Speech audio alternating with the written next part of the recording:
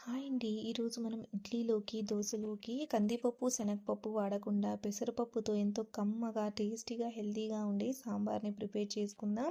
ఇందుకోసం కుక్కర్‌లోకి half cup పెసరపప్పుని వేసుకొని శుభ్రంగా వాష్ చేసుకున్నాక, ఇప్పుడు ఇందులోకి ఒక 2 టమోటాలు, 8, 10 వెల్లుల్లి రెబ్బలు, ఒక 2 పచ్చిమిర్చి, అలాగే ఇప్పుడు ఇందులోకి పసుపు, రుచికి సరిపడా కారం, హాఫ్ టేబుల్ స్పూన్ వరకు ధనియాల పొడిని వేసుకొని ఒక కప్పు నీళ్ళని పోసుకొని 3 విజిల్స్ వచ్చేంత వరకు బాగా ఉడికించుకోవాలి.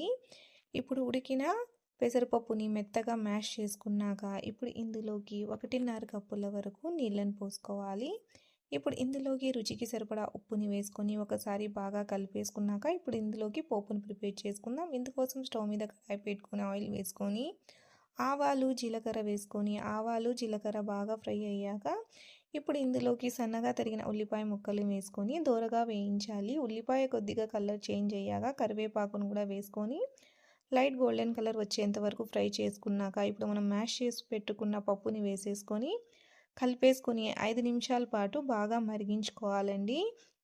సాంబార్ ఈ విధంగా మరుగుతున్నప్పుడు ఇప్పుడు సన్నగా తరిగిన కొంచెం కొత్తిమీరని వేసుకొని స్టవ్ ఆఫ్ చేసేసుకొని కలిపేసుకుంటే ఎంతో హెల్తీగా, టేస్టీగా ఉండే మన కమ్మటి పెసరపప్పు సాంబార్ రెడీ.